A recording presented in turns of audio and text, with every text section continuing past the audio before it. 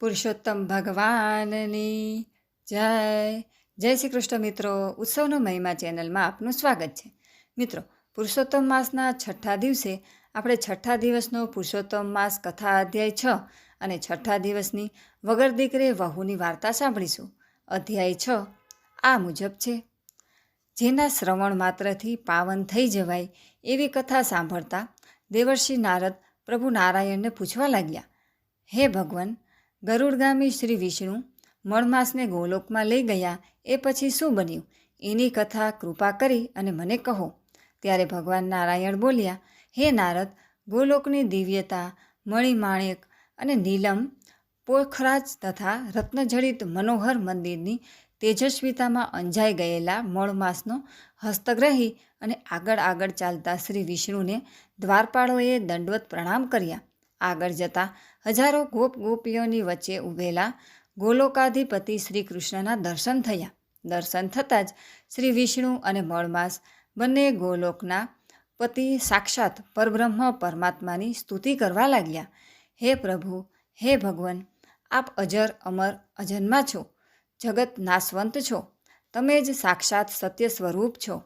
આપ નિરાકાર હોવા છતાં અધર્મ અને પાપના નાશ માટે અવતાર ધારણ કરો છો.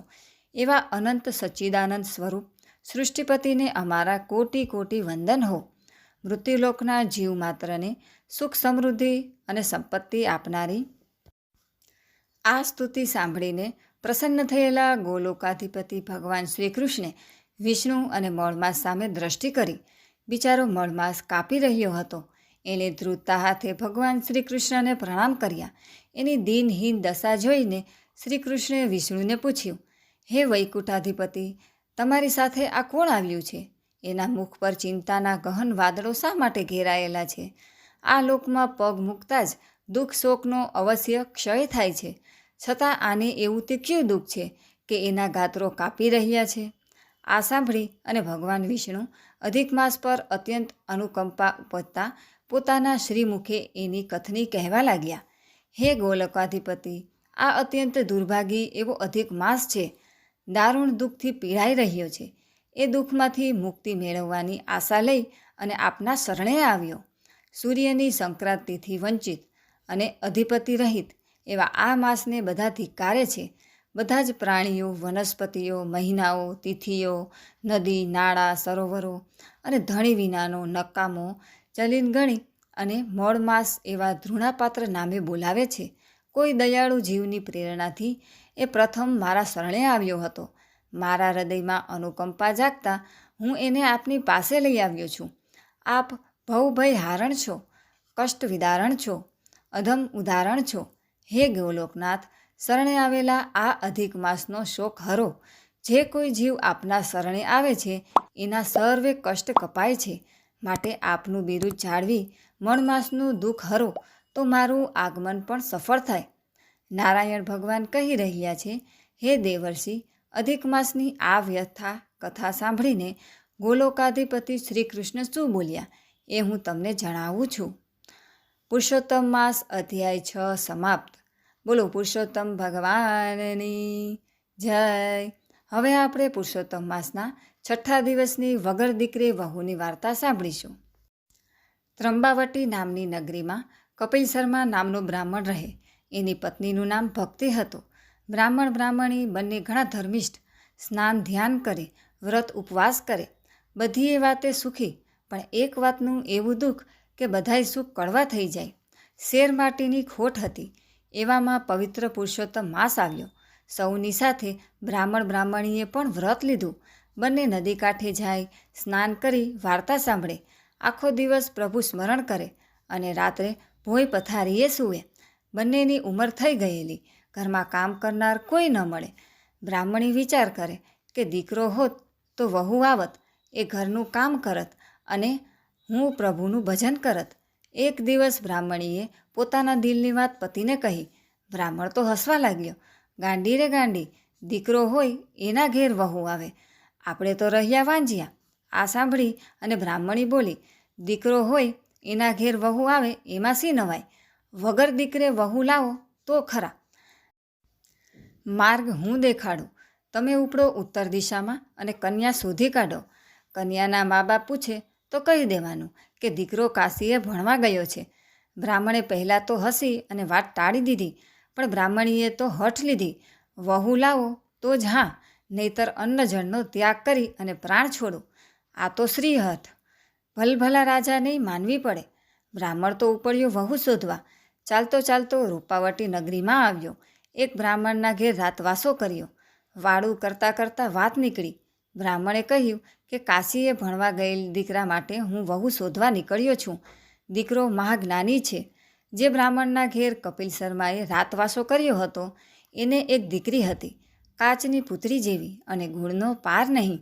બ્રાહ્મણે વિચાર કર્યો કે ઘેર બેઠા માંગવું આવ્યું છે તો વધાવી લેવામાં જ હિત છે. એ બ્રાહ્મણે કપિલ શર્માને વાત કરી. નાજુક નમણી કન્યાને જોઈ અને કપિલ શર્માના આનંદનો પાર ન રહ્યો. હવે પ્રશ્ન એ ઊભો થયો કે કન્યા કોની સાથે ફેરા ફરે? કપિલ શર્માએ આનો પણ ઉકેલ શોધી આપ્યો. એ બોલ્યો, મારા દીકરાની પોથી મારી પાસે છે. કન્યા 3 ફેરા એની સાથે ફરે અને ચોથો ફેરો મારો દીકરો ભણીને આવે પછી એની સાથે ફરે. કપિલ શર્મા કુળવધૂને લઈ અને ઘેર આવ્યો. બ્રાહ્મણી તો અડધી થઈ ગઈ. પુત્રના લક્ષણ પારણામાં અને વહુના બારણામાં. એ કહેવત ચરિતાર્થ કરતી હોય એમ વહુએ ઘરકામ ઉપાડી લીધું અને બ્રાહ્મણી વહુને ઘર સોંપી અને નિરાતે ભજન કરવા લાગી. એક દિવસની વાત છે. પડોસણ દેવતા લેવા આવી. બ્રાહ્મણી મંદિરે ગયા હતા. રૂડી રૂપાળી વહુને જોઈ અને તે પૂછવા લાગી, બાઈ રે બાઈ, કોણ છે તું? ભૂત છે કે પ્રેત? વંત્રી છે કે સાકેણી? ચૂડેલ છે કે ડાકણ?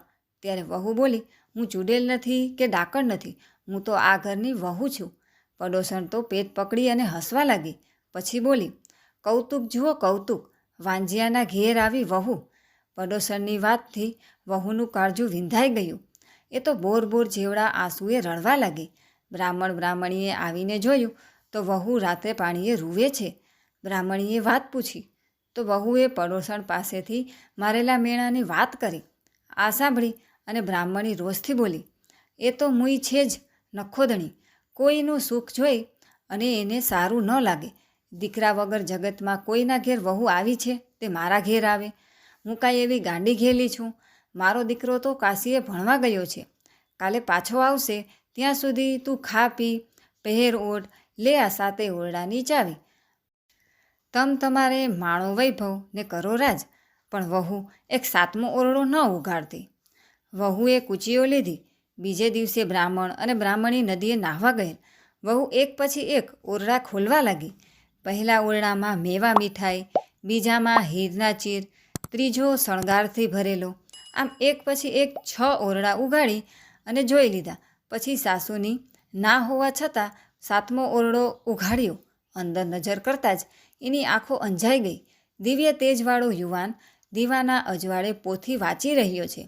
વહુ પર નજર પડતાં જ એ બોલ્યો, ઉઘાડ્યા એવા જ બંધ કરો આ દ્વાર. મારા મા બાપનું વ્રત તૂટશે, વેદનો પાઠ અધૂરો રહેશે. તમે પોથી સાથે 3 ફેરા ફર્યા છો એ હું જાણું છું. વ્રત પૂર્ણ થયા પછી ચોથો ફેરો ફરીશ. વહુની આંખમાં હર્ષના આંસુ આવી ગયા. એણે તરત દ્વાર બંધ કર્યા. આ 7મા ઓરડાની વાત સાસુને ન કરી. વ્રત પૂર્ણ થતાં વહુએ સાસુને કહ્યું, માજી, હવે તમારા દીકરાને બોલાવો એટલે ચોથો ફેરો ફરી લઈએ. સાસુ સસરાને તો પરસેવો વળી ગયો. દીકરો લાવવો ક્યાંથી? હવે બહાનું પણ ન દેખાડાય. આબરૂની બીકે બ્રાહ્મણી વખ ધોળવાનો વિચાર કરવા લાગ્યા. ત્યાં જ વહુ બોલી, એમાં વિચાર શું કરવાનો? લો, હું તમારા દીકરાને બોલાવી લાવું છું. સાસુ સસરા તો આભા થઈ ગયા. વહુએ 7મો ઓરડો ઉઘાડી અને સાથ દીધો. તરત એ દિવ્ય પુરુષ બહાર આવ્યો. બ્રાહ્મણીની હાલત તો સપનું જોતા હોય એવી થઈ ગઈ. સ્વયં પૂર્ણ પુરુષોત્તમ પ્રભુ ભક્તની લાજ રાખવા પધાર્યા હતા. પ્રભુએ ચોથો ફેરો પૂર્ણ કરી અને માતા પિતાના આશીર્વાદ માંગ્યા. ત્યારે બ્રાહ્મણીની આંખો વરસી પડી. ભક્તની ભીડ ભાંગતા સુધારે સૌ કાજ. ત્રિભુવનના નાથ છે રાજાનોએ રાજ. ગજને છોડાવવા ગરુડે થયા સવાર. પુરુષોત્તમ પ્રભુ રાખે સદાય જાની લાજ. હે પૂર્ણ પુરુષોત્તમ પ્રભુ, તમે જેવા બ્રાહ્મણી અને વહુને ફળ્યા એવા સૌને ફળજો. તો મિત્રો, આજે આપણે અધિક શ્રાવણ સુદ છઠનો 6થો અધ્યાય અને 6થા દિવસની દીકરા વગરની વહુની વાર્તા સાંભળી. આશા છે વિડીયો પસંદ આવ્યો હશે. વિડીયોને લાઇક તથા શેર જરૂરથી કરજો. કોમેન્ટમાં પુરુષોત્તમ ભગવાનની જય જરૂરથી લખજો. અને અમારી ચેનલ જો પહેલીવાર જોઈ રહ્યા હોય તો સબસ્ક્રાઈબ જરૂરથી કરજો. સર્વે ભક્તોને મારા જય શ્રી કૃષ્ણ.